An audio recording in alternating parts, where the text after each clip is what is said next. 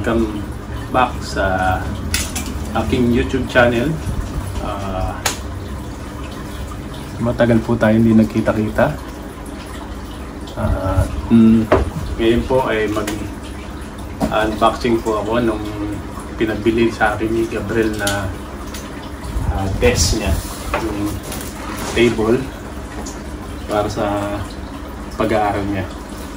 Nagpabili siya ng table kasi nga sa kwarto nahihirapan siya magsulat pagka gumagawa siya ng homework. Kaya eto, binilang ko siya. Samahan niyo ako at i-unbox natin.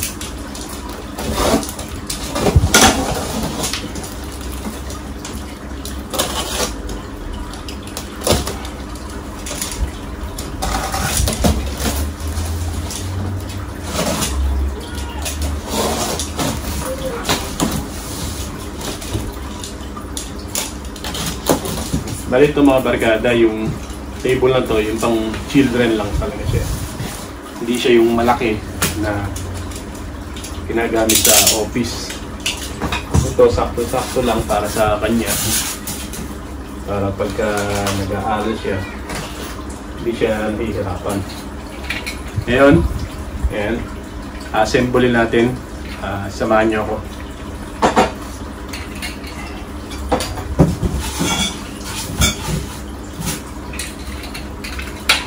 Ayun nga lang, malungkot mga barkada.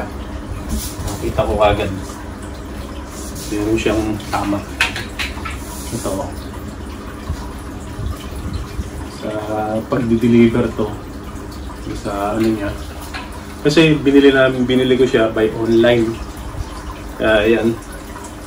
Meron siyang ano rito. Na nabunggo siguro sa biyahe. Kaya minsan kasi hindi maiiwasan yung gano'n. Tapos hindi mo naman siya pwedeng ipalit. Kasi nga by online, hindi mo naman siya makapalit by online.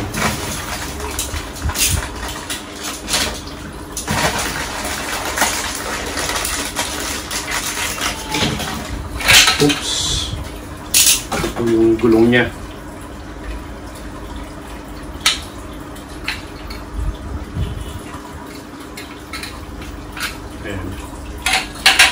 Kakabit na natin yung gulong niya.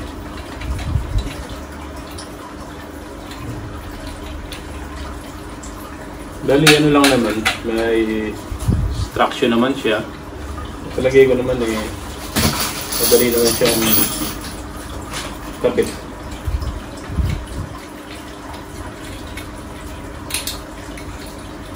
At hindi naman siya kalakihan. Kaya sakto-sakto lang to.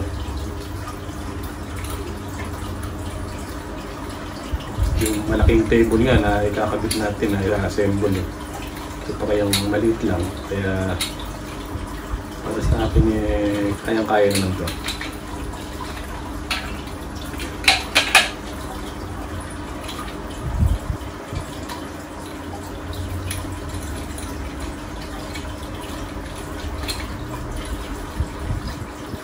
Si Gabriel nga na i-assemble natin. Ito pang table niya. Easy lang to.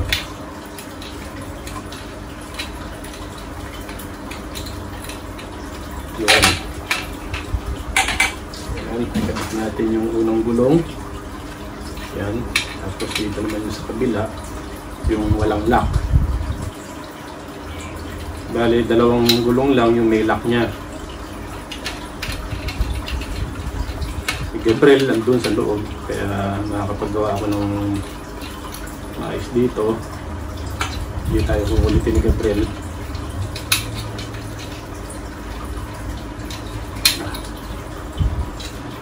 Nasablay ah.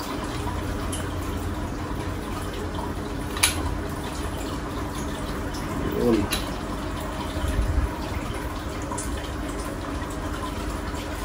Ito. Ano to ah? Makagat ah.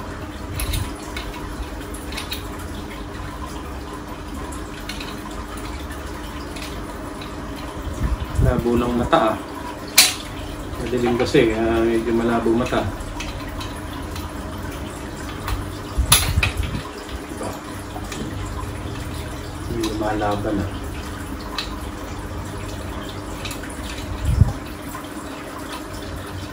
Ano ba naman ito? Pinahirapan ako nito.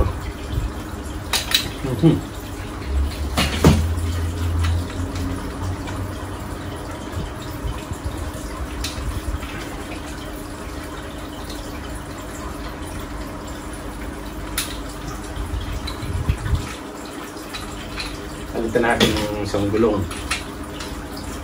Medyo hindi maganda yung ano ng gulong na yun. Kung hindi siya kabi dito, kaya pinugutan ko siya.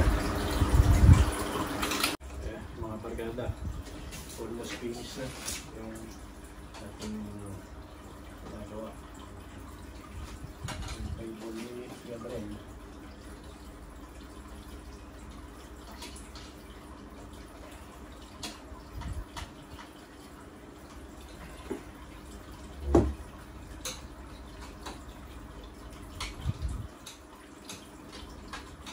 Sinigpitan na lang natin yung itong para hindi siya magalang.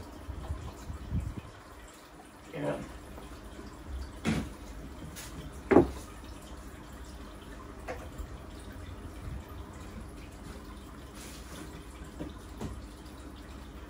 Tignan natin kung yung sukat. Yung tunga.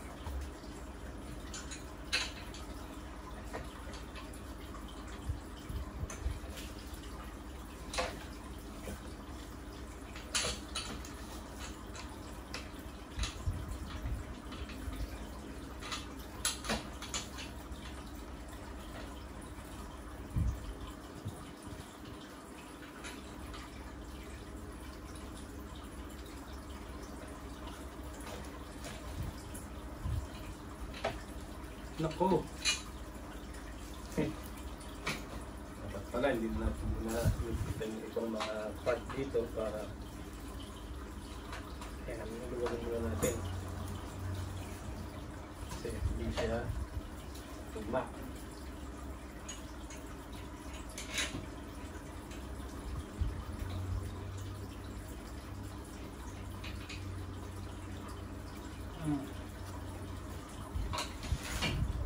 Wag.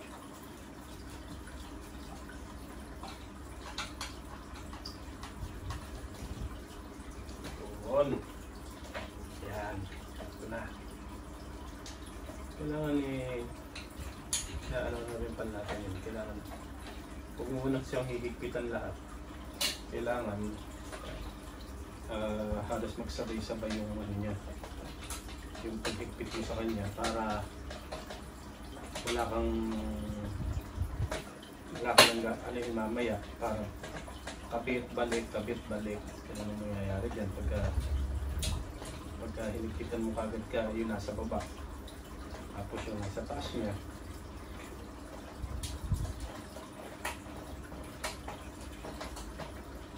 tapos hindi pala siya magtutugma tulad nun kung hinigpitan ko na kagad yung baba niya tapos ito palang taas hindi ko maitatapat yung butas kaya importante talaga dyan yung butas maitapat mo yung butas pag di mo naitapat yung butas hindi mo maipapasok.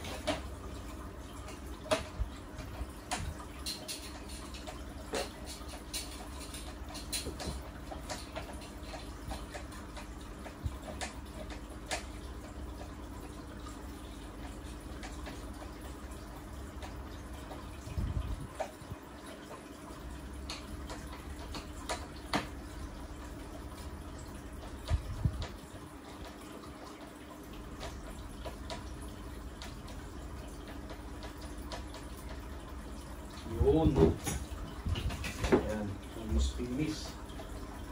Yung isa niya, hindi mo din mape-perfect yung ganda nung mag-deliver sa iyo.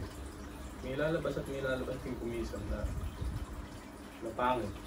May sira, may damage kahit paano.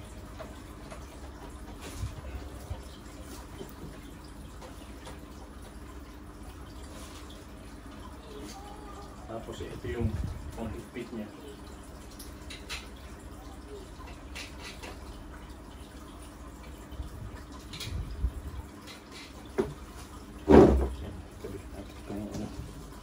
Bali itong sira, yun na lang yung lalagay natin doon sa may pinaka-likuran.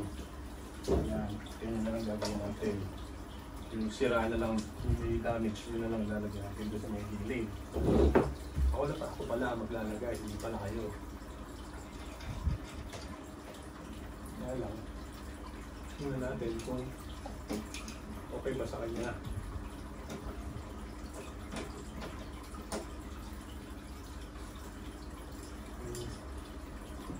Okay lang yung butas. Mamaya. Tulad nito. Tatak muna natin yan. Tatak muna lahat. Bago itan.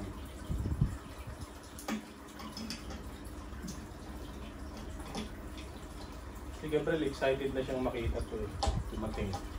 Kasi nga, ilang araw na niya hinihintay ito. Table niya na ito.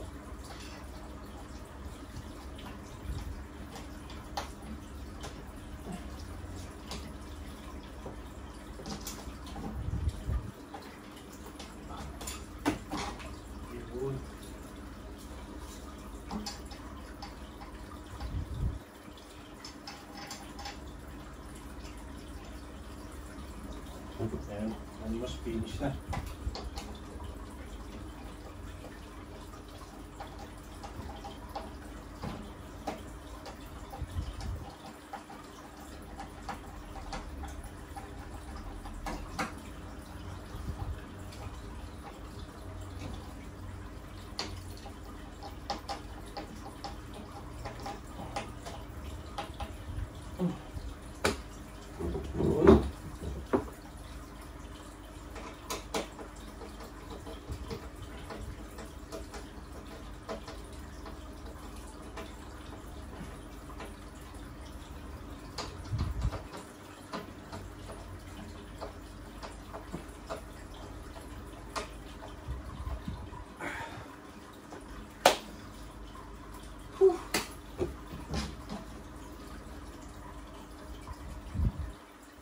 Ayan na ang table ni Gabriel.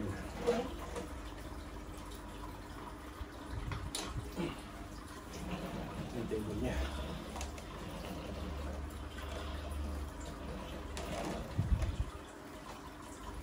Bali,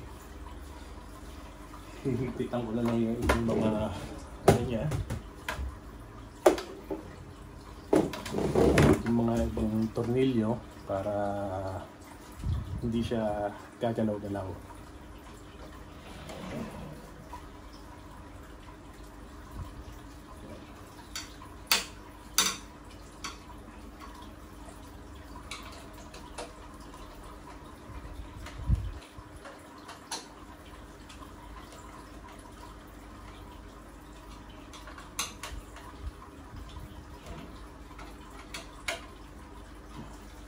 Ito po yung ano niya, yung damage.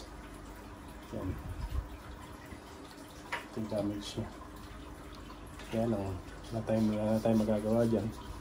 Hindi naman natin pwedeng palit pa yan. Kasi online niya kasi siya binili.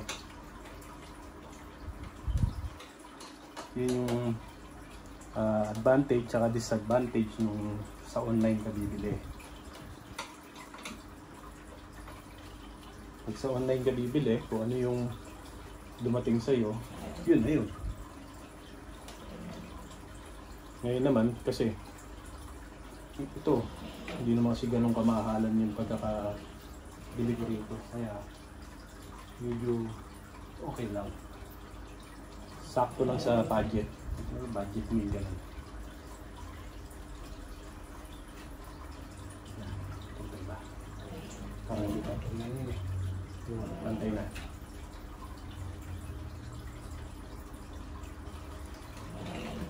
Na. Mga barkada. Ayan na, yung finished product ng yung pagbili ko ng table ni Gabriel.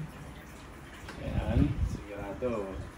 Mas gaganahan siya mag-aral dyan. Kasi may table na siya.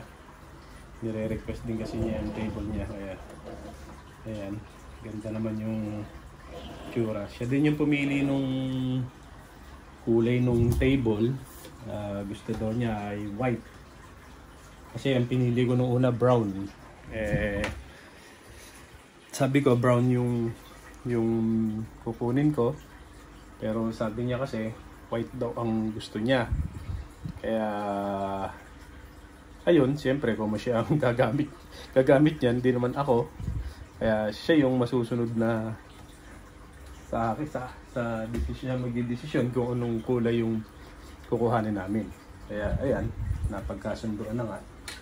Kulay white na yung table na kinuha namin. Yung binili. Kaya sana mag-enjoy dito si Gabriel. Sana mas pagbutihin pa niya yung pag-aaral niya. Lalo na mas excited siya sa paggawa ng mga homework niya. At sa paggagawa ng homework, okay naman si Gabriel. Minsan nga lang, medyo tinatamad. Pero lahat naman ng mga homework niya ay okay naman. Nagagawa naman niya ng maayos. Kaya magpapasalamat kami at masipag siya sa pag-aaral. At gano'n na lang mga barkada. Maraming salamat sa pagsama niyo sa akin sa pag-unboxing natin sa table ni Gabriel. At maraming salamat po sa walang sawa niyo pong panonood sa mga video ko pong ginagawa, sa mga video po namin ni G. Balino. Maraming salamat po sa suporta na ibinibigay niyo sa amin. At sana magpatuloy pa po kayo sa papanood sa amin at ganoon din po kami sa pagsuporta po sa inyo. Suportahan po tayo sa mga ginagawa po natin at maraming salamat po sa inyong lahat. And out.